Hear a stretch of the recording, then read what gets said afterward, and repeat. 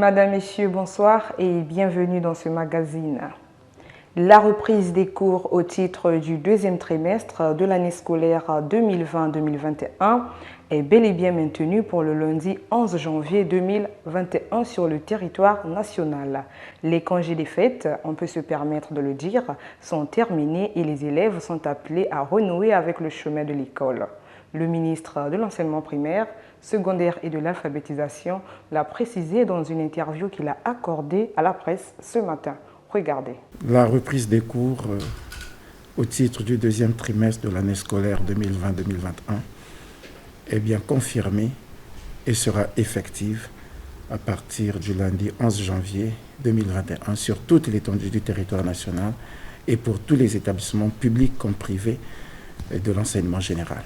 C'est donc au retour des élèves que le dépistage annoncé par la Coordination nationale de gestion de la pandémie du Covid-19 interviendra.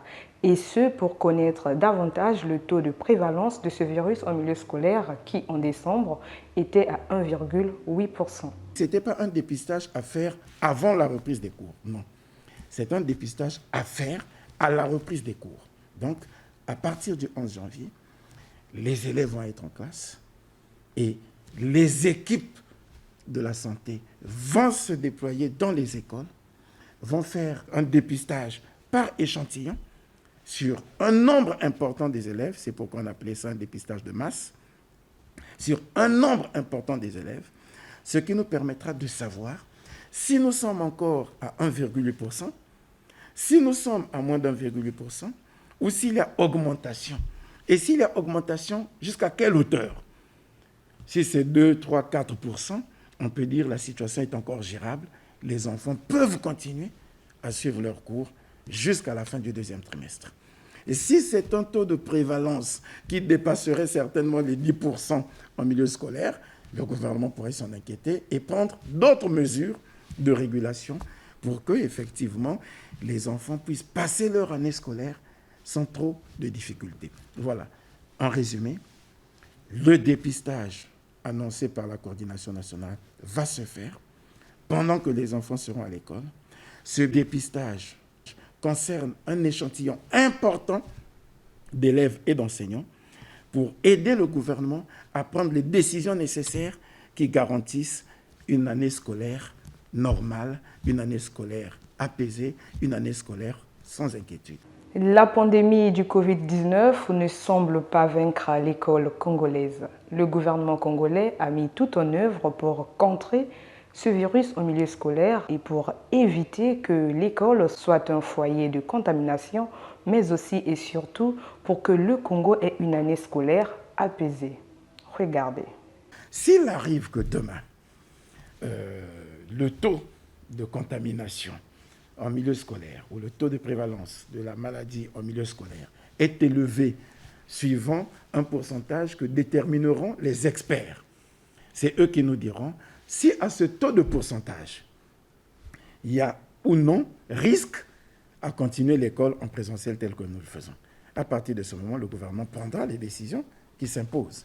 Et même si par extraordinaire, le taux de pourcentage était élevé, au point où la coordination pourrait nous rappeler un risque important de poursuite des cours.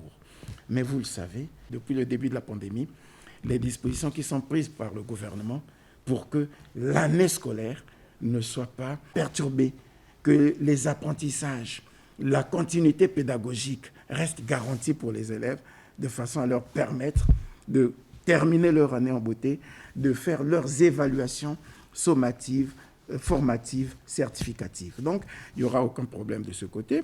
Vous savez d'ailleurs que le programme de continuité pédagogique se poursuit avec la mise à la disposition des élèves des cours polycopiés, des cahiers d'activité, des fascicules, avec un système de suivi régulier entre les élèves et les enseignants, avec le fonctionnement de la chaîne EAD TV et qui permet aux élèves d'avoir accès aux cours en ligne et même par le biais de la chaîne télévision web.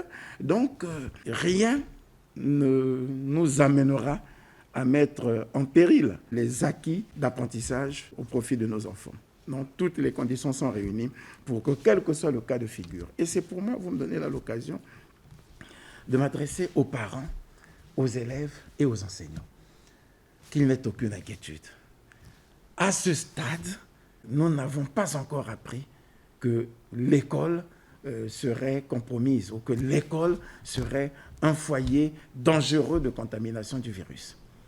À ce stade, nous n'avons pas encore appris que les élèves seraient réellement menacés par la pandémie, de sorte que l'école soit totalement arrêtée. Non. Tout ce qui se fait aujourd'hui par le gouvernement, comme je l'ai dit, n'obéit qu'à une logique régulière de suivi, à un devoir de précaution, à des approches de prudence qui permettraient de prendre les décisions sur la poursuite de l'école en présentiel en toute connaissance de cause. Le dépistage ne devrait pas être l'occasion pour des parents d'avoir à craindre pour leurs enfants. Les dispositions prises par le gouvernement font en sorte que s'il y a des cas positifs, et vous aurez remarqué que pour la plupart, ce seraient des cas asymptomatiques. Mais comme ce sont des enfants qui sont en famille, si c'est asymptomatique pour eux, on n'a aucune garantie que ce soit aussi asymptomatique pour les parents et que les enfants auraient pu contaminer entre-temps.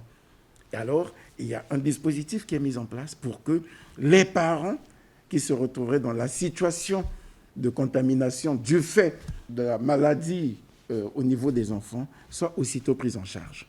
Et ce sont des dispositions prises par le gouvernement. Et les enseignants aussi, ce serait pareil. Si il arrive qu'on ait des testés positifs, il n'y a pas de mal à cela. Ils sont nombreux, j'ai envie de dire. Nous sommes nombreux à avoir été certainement en contact avec la maladie, à avoir été régulièrement suivis et en être sortis indemnes, à être repartis faire le test. Et ce test qui était positif il y a 2 semaines est devenu négatif du fait de l'observation des mesures telles que c'est conseillé par nos experts de la santé. Donc, cela ne devra pas inquiéter les parents, cela ne devrait pas inquiéter les enfants, cela ne devrait pas inquiéter les enseignants, qu'ils répondent au dépistage qui se fera en milieu scolaire. C'est juste pour permettre au gouvernement de s'assurer que l'école peut continuer à fonctionner telle qu'elle fonctionne sans aucun risque. Le dépistage du Covid-19 en milieu scolaire ne concerne que les collèges et les lycées des départements de Brazzaville et de Pointe-Noire qui sont présumés être des foyers de contamination. Plus de précision dans cet élément. Nous avons retenu le collège et le lycée et Brazzaville et Pointe-Noire. Tous les établissements publics, on a pratiquement 34 collèges publics à Brazzaville et 15 lycées publics à Brazzaville. On a pratiquement 23 collèges publics à Pointe-Noire et 7 lycées publics à Pointe-Noire. Tout cela vont recevoir les équipes de dépistage, mais ça ne va pas s'arrêter là. Ça va s'étendre aussi aux écoles privées. Tous les établissements scolaires privés auront aussi leur calendrier. C'est un travail qui va s'étendre pratiquement sur tout le mois de janvier. Et en priorité aussi, nous avons les établissements avec internat, avec hébergement. Madame la ministre de la Santé l'a annoncé. Et ces établissements concernent les lycées d'excellence de Mbunda et d'Oyo et les lycées interdépartementaux, parce que là, nous avons des enfants à l'internat. Ils habitent ensemble. Il vaut mieux qu'on fasse un dépistage total. À ce niveau, par exemple, le dépistage sera total. C'est-à-dire, tous ces enfants qui sont à l'internat et tous leurs enseignants seront dépistés, tandis que dans les autres établissements, tels que je venais de les citer, eh bien, ce serait un échantillon important d'élèves pour nous permettre, par spéculation, d'avoir une idée nette du taux de circulation du virus en milieu scolaire. N'oubliez pas que le gouvernement congolais, depuis l'avènement de la pandémie à coronavirus, a su concilier droit à la santé et droit à l'éducation. Merci de nous avoir suivis et au revoir.